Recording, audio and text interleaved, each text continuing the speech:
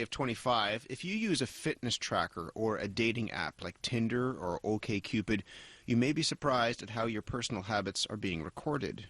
They could be tracking your sexual preferences or where you spend your time, even when you're not working out.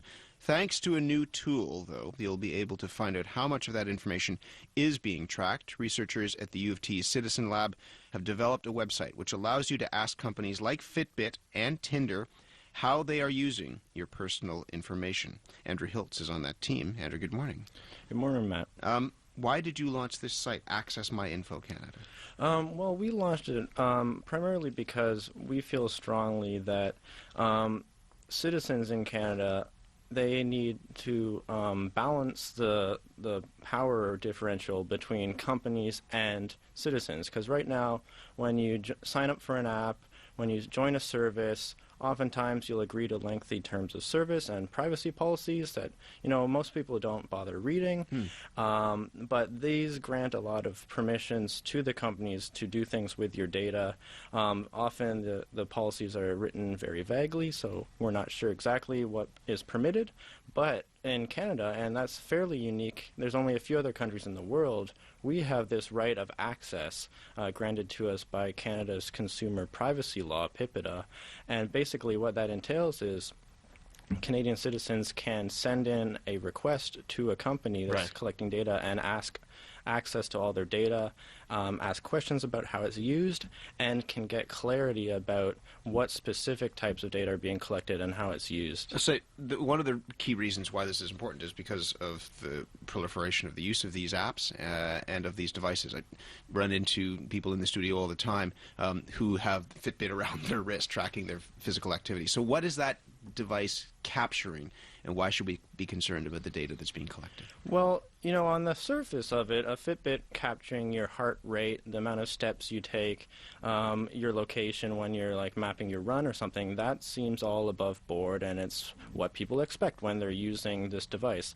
But some of the things that we're not clear about is once that data leaves your Fitbit, leaves your app, and gets sent over the internet, stored on Fitbit servers, we don't know how it's being shared. We don't know how long it's being stored for necessarily. So giving Canadians the ability to ask pointed questions about what happens to their data when it is in the hands of these companies, how do they use it beyond the initial purposes that they're capturing it for? And one of the principles in Canadian privacy law is sort of the minimization of collection of personal data for only the explicit purpose that it was collected for. So, but what would be shared that I could be concerned about? I mean, the number of steps and how long I'm sleeping, that's one thing. But what is the information that could be shared, do you think? Well, those are sort of the base units of data, but these can be, when they're analyzed en masse with thousands of other Canadians' data, you can get a picture of someone's physical health, and we're seeing more and more deals being struck with fitness companies, for instance, with insurers, and this evidence is being used in court as well in some cases, like evidence of someone's physical activity at a given time. And so if your data is being shared with insurers, this could affect how much you're paying every month for your insurance premiums. And that doesn't violate privacy laws? I mean, it's something that I've signed up for in the terms of service that I never read? That could be. I can't speak exactly towards whether or not that's happening to every Fitbit user or not. I highly doubt it, actually. But it's probably a program that you would opt into as a Fitbit or a Manulife or some other insurance company provider. So, yeah, chances are you've agreed to it in some minute, minuscule terms of service agreement somewhere. Which we never read. Yeah, exactly.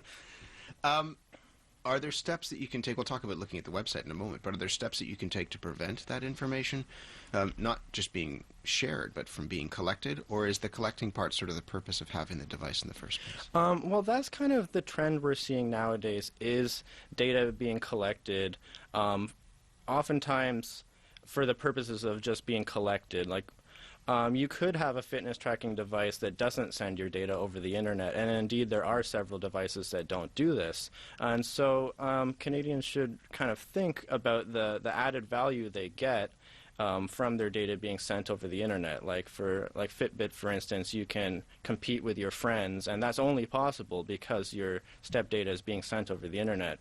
So, I mean, there's sort of a cost-benefit calculation to be made with regard to whether all these like interactive features or social features are really important to you, or whether you just want to track your steps. And there could be a simpler tracker out there that does that. You just wonder whether people truly appreciate the value of data. I mean, the companies do, but whether the individuals who are using these devices, we all have them, or many of us do, whether we truly appreciate the value of what it is that we're giving them.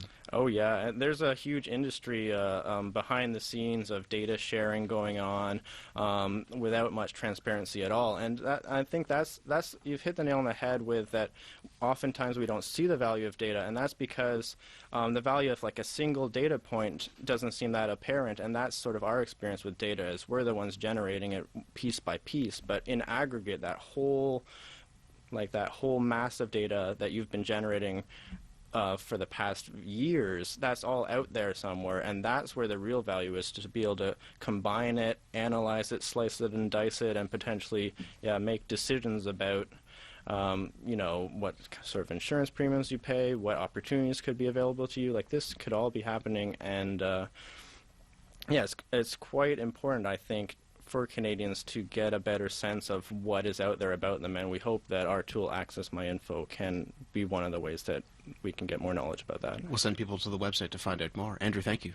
My pleasure. Andrew Hiltz is a researcher with the U of T's Citizen Lab. If you want to try out this tool that he has developed to track how your personal information is being used, if you're using those fitness trackers or dating apps, head to the website accessmyinfo.org. It's 27 minutes after 6 a.m. Barris Hammond is a legend in the world of reggae music. He's going to be at Massey Hall on the 2nd of July.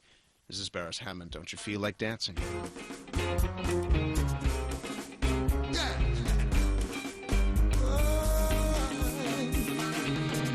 know how it feels 'cause I've been in the streets.